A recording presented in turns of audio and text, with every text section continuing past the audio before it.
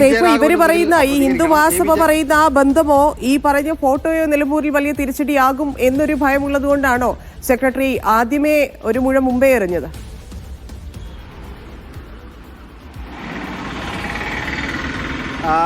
ഈ തെരഞ്ഞെടുപ്പ് രംഗത്ത് എല്ലാ വിഷയമാണല്ലോ തന്നെയാണ്. ഇപ്പോൾ മനസ്സിലാവും, തെരഞ്ഞെടുപ്പ് രംഗത്ത് എന്തിറക്കിയാലും അതിനകത്ത് വോട്ടുണ്ട്. അത് ചെറിയ ഒരു വാചകം പറഞ്ഞാലും അതിനകത്ത് ഒരു വോട്ടെങ്കിലും ഉണ്ടാവും.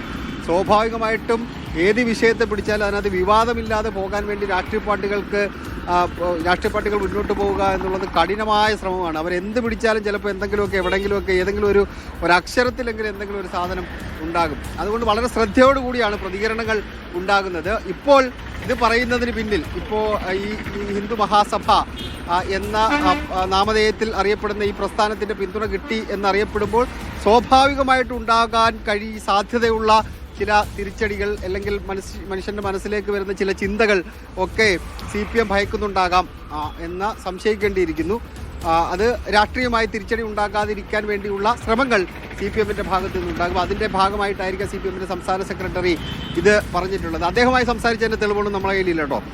MP ഗോവിന്ദനുമായി അദ്ദേഹം പറയുന്നു എന്നെ ആരും വന്ന് കണ്ടിട്ടില്ല എന്ന് പറയുന്നുണ്ട്. വിജയരാഘവനുമായി നിൽക്കുന്നതിൻ്റെ ഒരു ഫോട്ടോ പുറത്ത് വന്നിട്ടുണ്ട്.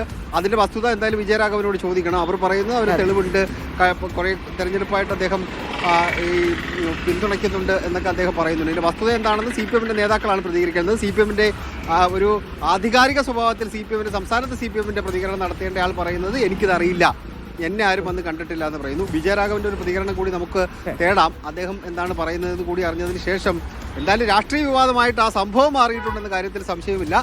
അത് പലതരത്തിൽ ഇങ്ങനെ പ്രചരണ വിഷയമായി വരുന്നുണ്ട്. അതാണ് പ്രധാന പ്രശ്നം. പിന്തുണച്ച് മറ്റൊന്നുമില്ലാതെ പിന്തുണയ്ക്കുകയാണെങ്കിൽ കുഴപ്പമില്ല. പക്ഷേ മതേതര പാർട്ടി അങ്ങോട്ട് പോയി ഹിന്ദു മഹാസഭയുടെ വോട്ട് ചോദിച്ചിട്ടുണ്ടോ എന്നുള്ളതിലാണ് പ്രശ്നം. പ്രതിപക്ഷം അത് എങ്ങനെ കൈകാര്യം ചെയ്യും എന്നുള്ളത് വരും ദിവസങ്ങളിലും കാണാം. സേഫാണ് വിവരങ്ങൾ നൽകിയത്.